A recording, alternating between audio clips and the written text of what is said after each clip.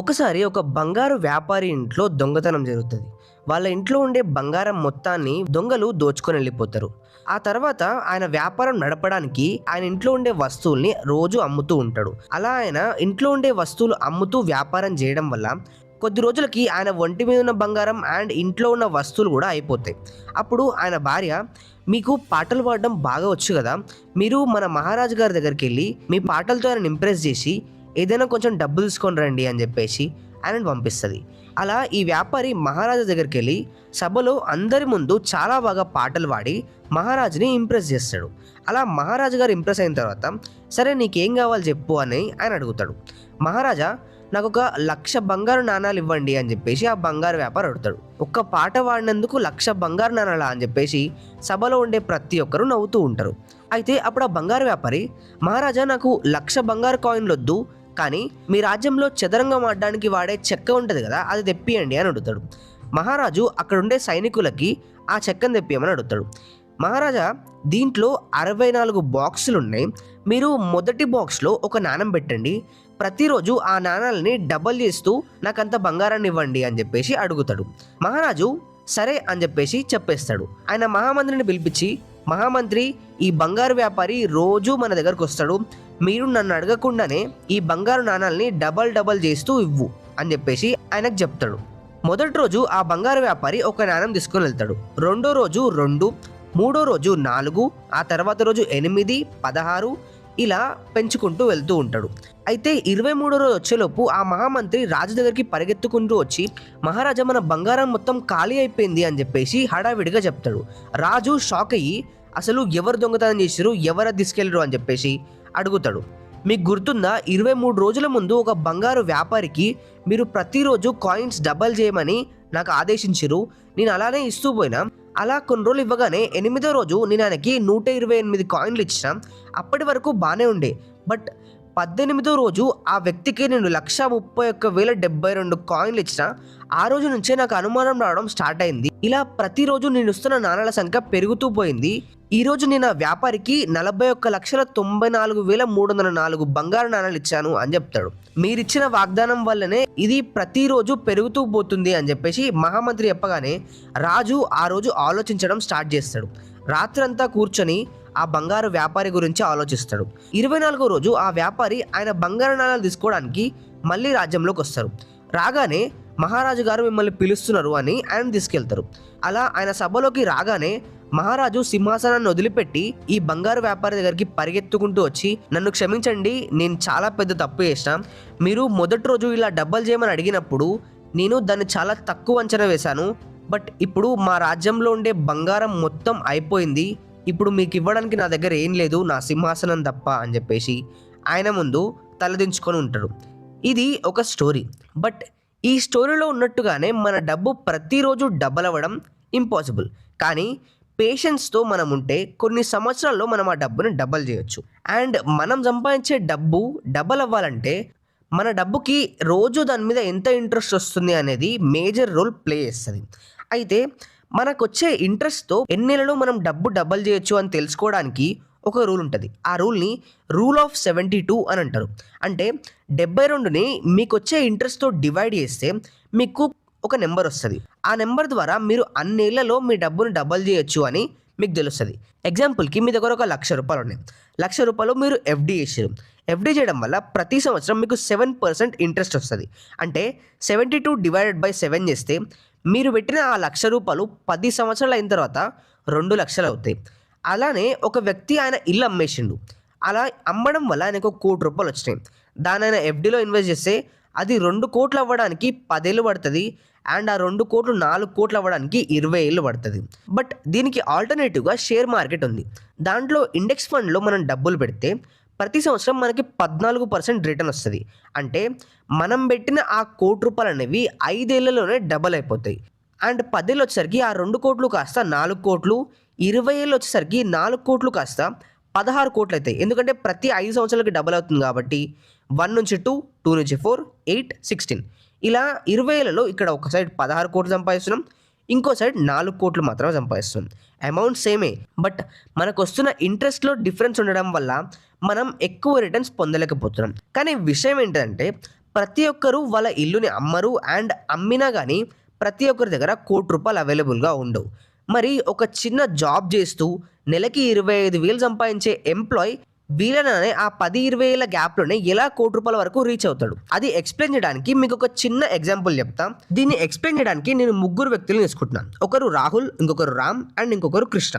రాహుల్ 20 ఏళ్ల ఏజ్లోనే ఇలా ఫైనాన్షియల్ ఎడ్యుకేషన్ తీసుకోవడం వల్ల ఆయన ఫ్రీలాన్సింగ్ లాంటివి చేస్తూ ప్రతి నెల ₹25,000 సంపాదిస్తుండు. రామ్ 30 ఏళ్ల వయసు వచ్చేసరికి మంచి జాబ్ తెచ్చుకొని ప్రతి నెల ఈయన కూడా ₹25,000 సంపాదిస్తుండు. కృష్ణ లైఫ్లో స్టార్టింగ్లో కొన్ని తప్పులు చేయడం వల్ల ఇప్పుడు ప్రజెంట్ ₹25,000 జాబే చేస్తుండు. బట్ వాళ్ళ ఇంట్లో వచ్చిన ఆస్తుల వల్ల ఇప్పుడు రెంట్ అమౌంట్ కూడా కొంచెం వస్తూ ఉంది. రాహుల్ నాకు వచ్చే డబ్బులో ప్రతి నెల ₹5,000 ఎస్ఐపిలో ఇన్వెస్ట్ చేస్తా అనుకుండు. ఎస్ఐపి అంటే సిస్టమాటిక్ ఇన్వెస్ట్మెంట్ ప్లాన్. మనం ప్రతి నెల ఒక అమౌంట్ని దీంట్లో పెట్టడం వల్ల కొంచెం ఇంట్రెస్ట్తో మన డబ్బు ఎప్పుడూ గ్రో అవుతూ ఉంటుంది. సో రాహుల్ ₹5,000 పెట్టాలనుకుండు. ఆ ₹5,000ని 40 ఏళ్ల పాటు పెడతా అన్నట్టు ఫిక్స్ అయిండు. నెక్స్ట్ రామ్, నాకు 25,000 వస్తున్నాయి, బట్ ఈ 25,000లో నాకు ఇంట్రెస్ట్ ఎక్కువ కావాలంటే నేను ఎక్కువ అమౌంట్ ఇన్వెస్ట్ చేస్తాను అని చెప్పేసి ఆయనకు వచ్చే 25,000లో ₹10,000 ఇన్వెస్టింగ్కే పెడతాని 30 ఏళ్ల పాటు ఇన్వెస్టింగ్ చేస్తా అనుకుండు. అండ్ నెక్స్ట్ కృష్ణ 25,000 ప్లస్ రెంట్లో వచ్చే అమౌంట్తో ఆల్మోస్ట్ ₹20,000 నేను ఇన్వెస్ట్ చేస్తా. అండ్ నా ఏజ్ ఎట్లా 40 ఉంది కాబట్టి 60 ఇయర్స్ వచ్చేసరికి నాకు ఎంత రిటర్న్ వస్తుందో చూద్దామని 20 ఏళ్ల పాటు ఇన్వెస్ట్ చేస్తా అని అనుకుంటాడు. ఇలా రాహుల్ 40, రామ్ 30 అండ్ కృష్ణ 20 ఏళ్ళు డబ్బును ఇన్వెస్ట్ చేస్తూ ఉంటాడు. కృష్ణ ప్రతి నెల 20,000 ఇన్వెస్ట్ చేయడం వల్ల ఆయన జస్ట్ 20 ఏళ్లలో ₹48 లక్షల దాంట్లో జమ చేస్తాడు. రామ్ 30 ఏళ్ల పాటు డబ్బు పెడుతూ ఉంటాడు కాబట్టి రామ్ ఇన్వెస్ట్ చేసిన అమౌంట్ 36 లక్షల వరకు వెళ్తుంది. బట్ రాహుల్ 5,000 పెట్టడం వల్ల 40 ఏళ్ల పాటు డబ్బు కట్టినా కానీ మొత్తం కలిపి 24 లక్షలు మాత్రమే జమ చేయగలుగుతాడు. ఇప్పుడు వీళ్ళ 3 ఎస్ఐపిలో ఇన్వెస్ట్ చేశారు కదా, మీరు ఎవరికి ఎక్కువ ఇంట్రెస్ట్ వస్తుంది అనుకుంటారు? చాలామంది కృష్ణకు వస్తుందేమో అనుకుంటారు, ఇంకొంతమంది రాహుల్కి ఏమో అనుకుంటారు, ఇంకొంతమంది వీళ్ళిద్దరికి కాదు రామ్కి ఎక్కువ వచ్చి ఉండొచ్చు అని అనుకుంటారు. ఇప్పుడు చూద్దాం. ఫర్ ఎగ్జాంపుల్, ఇదే 20 ఏళ్ల పాటు మనం ప్రతి నెల 20,000 ఇన్వెస్ట్ చేస్తూ ఉండడం వల్ల మనకి 15% ఇంట్రెస్ట్ తోటి ఆల్మోస్ట్ ₹3,07,00,000 వరకు మనం జమ చేసి ఉంటాం. అంటే మనం 48 lakhs జమ చేసేందుకు మనకి అడిషనల్ మొత్తం కలిపి ₹3,00,00,000 వస్తున్నాయి. ఇలా ఇంట్రెస్ట్ రేట్ని క్యాలిక్యులేట్ చేయడానికి మీరు గూగుల్లోకి వెళ్ళి కాంపౌండ్ ఇంట్రెస్ట్ క్యాలిక్యులేటర్ అని కొట్టండి, మీకు అక్కడ వచ్చేస్తుంది. ఇప్పుడు రామ్ ఎగ్జాంపుల్ తీసుకుందాం. రామ్ ప్రతి నెల ₹10,000 15% ఇంట్రెస్ట్తో ఇన్వెస్ట్ చేయడం వల్ల అలా 30 ఏళ్ళు వచ్చేసరికి ఆల్మోస్ట్ రామ్ దగ్గర ₹7,10,00,000 ఉంటాయి. ఇది ఎవరు ఎక్స్పెక్ట్ చేసి ఉండరు. ఎందుకంటే కృష్ణతో కంపేర్ చేస్తే రామ్ ఇన్వెస్ట్ చేసింది చాలా తక్కువ, బట్ రిటర్న్ మాత్రం ఆల్మోస్ట్ డబల్ కంటే ఎక్కువ వచ్చినాయి. ఇప్పుడు రాహుల్ చూద్దాం. రాహుల్ టోటల్ కలిపి ఇన్వెస్ట్ చేసిన అమౌంట్ జస్ట్ 24 లక్షలు మాత్రమే. కానీ ఆయన ఇన్వెస్ట్ చేసిన టైం పీరియడ్ ఎక్కువ ఉంది కాబట్టి ఆ 15% ఇంట్రెస్ట్కి రాహుల్కి ఆల్మోస్ట్ ₹15,90,00,000 వస్తాయి. అంటే రామ్ కంటే కూడా డబల్ వస్తున్నాయి. ఈ ఎగ్జాంపుల్ ద్వారా మనం ఏం అర్థం చేసుకుంటామంటే, మనం ఇన్వెస్ట్ చేసేటప్పుడు ఎంత ఎక్కువ టైం పీరియడ్ పెట్టుకుంటే మనకు అంత ఎక్కువ రిటర్న్స్ వస్తుంటాయి. అంటే మీకు 40-50 ఏళ్ళు వచ్చిన తర్వాత ఇన్వెస్ట్ చేయడం కంటే మీరు 20-30 ఏళ్ళలో ఉన్నప్పుడే ఇన్వెస్ట్ చేస్తే మీరు ముసలోళ్ళ అయ్యే లోపు మీకు మంచి రిటర్న్స్ రావచ్చు. చాలామంది వారన్ బఫెట్ గురించి మాట్లాడుకుంటారు, ఆయన బిలియనియర్, టాప్ 10 రిచెస్ట్ పర్సన్ అని చెప్పేసి చెప్పుకుంటూ ఉంటారు. బట్ విషయం ఏంటంటే ఆయన ఇన్వెస్టింగ్ అనేది 11 ఇయర్స్ నుంచే స్టార్ట్ చేసిండు. అప్పటి నుంచి స్టార్ట్ చేస్తూ ఉండడం వల్ల ఆయన 50-60 ఏళ్ళు వచ్చిన తర్వాత ఇప్పుడు మనం చూస్తున్న రిటర్న్స్ అక్కడ కనిపించినాయి. బట్ ఇదే ఎగ్జాంపుల్ తోటి నేను మీకు ఇంకొక మ్యాజిక్ చూపించబోతున్నా. ఇప్పుడు రామ్ సేమ్ అదే ₹5,000 సేమ్ 40 ఏళ్ల పాటు ఇన్వెస్ట్ చేసిండు. బట్ రామ్కి 15 కోట్లకు బదులు 31 కోట్లు వస్తే ఎలా ఉంటుంది? జస్ట్ దానికోసం నేను ఆయనకు వచ్చే 15% ఇంట్రెస్ట్ రేట్ని 2% ఎక్కువ వచ్చిన 17% చేసిన. స్టాక్ మార్కెట్లో 17% ఇంట్రెస్ట్ రేట్ ఈజీగా వచ్చేస్తుంది. అండ్ ఒకవేళ రాహుల్ వేరే బిజినెస్లో చేసినా కానీ 17% ఇంట్రెస్ట్ ఇయర్లీ ఈజీగా తెచ్చుకోవచ్చు. ఆ విధంగా ఈ ₹5,000 40 ఇయర్స్ పాటు ఇన్వెస్ట్ చేయడం వల్ల రాహుల్ ₹31.03 crore సంపాదిస్తాడు. దీన్నే పవర్ ఆఫ్ కాంపౌండింగ్ అని అంటారు. అండ్ ఈ వీడియోలో మనం స్టార్టింగ్లో చూసిన ఎగ్జాంపుల్ కూడా దీనికి రిలేటెడ్గానే ఉంటుంది. ఇలా ఆ 40 ఏళ్ళు కాస్త 50 ఏళ్ళ వరకు పెంచుకుంటూ పోతే ఇంకా చాలా ఎక్కువ రిటర్న్స్ వస్తూ ఉంటాయి. మనం ముందు మాట్లాడుకున్న రూల్ ఆఫ్ 72 ప్రకారం 17% ఇంట్రెస్ట్ కనుక వస్తే మనం పెట్టిన డబ్బు ప్రతి 4 సంవత్సరాల్లో డబల్ అవుతూ ఉంటుంది. అలా రాహుల్ డబల్ చేస్తుండు కాబట్టి ఆయనకి ఎక్కువ రిటర్న్స్ వస్తున్నాయి. ఫర్ ఎగ్జాంపుల్ ఇదే ఫార్ములాని యూజ్ చేసి మీకు 30 ఏళ్ళు ఉన్నాయి. 30 ఏళ్ళ ఏజ్లో మీరు చాలా కష్టపడి ₹1,00,00,000 సంపాదించారు. ఆ ₹1,00,00,000 మీరు పెట్టడం వల్ల 4 ఏళ్ల తర్వాత మీకు 2 కోట్లు అవుతాయి. ఆల్మోస్ట్ మీకు 38 ఏళ్ళు వచ్చేసరికి మీ డబ్బు 4 కోట్ల వరకు వస్తది. అండ్ 42 ఏళ్ళు వచ్చేసరికి మీ 4 కోట్లు కాస్త 8 కోట్లు అవుతది. అండ్ మీకు 46 ఏళ్ళు వచ్చేసరికి 16 కోట్ల వరకు మీ డబ్బు పెరుగుతది. జస్ట్ 16 ఇయర్స్‌లో 16 క్రోర్స్ వరకు పెరిగింది. జస్ట్ బికాస్ మీకొచ్చే ఇంట్రెస్ట్ వల్ల అండ్ అది ప్రతి సంవత్సరం పెరగడం వల్ల. ఇప్పుడు చాలామంది చెప్తూ ఉంటారు, బ్రో ఇట్లా రియల్ లైఫ్‌లో అవ్వదు బ్రో, ఏదో అట్లా లెక్కలేనిక బానే ఉంటది అని అంటున్నారు. బట్ రియల్ లైఫ్‌లో రియల్ మిలియనియర్స్ ఇలానే డబ్బు సంపాదిస్తున్నారు. లైవ్ ఎగ్జాంపుల్స్ చాలామంది ఉన్నారు. అండ్ నేను ఈ వీడియో ఎందుకు చేస్తున్నానంటే మన వీడియోస్ చూసే వాళ్ళు చాలామంది యంగ్‌గానే ఉన్నారు. 15 ఇయర్స్ నుంచి 20 ఇయర్స్ వాళ్ళు, 20 ఇయర్స్ నుంచి 25 ఇయర్స్ ఈ రేంజ్‌లోనే ఉన్నారు.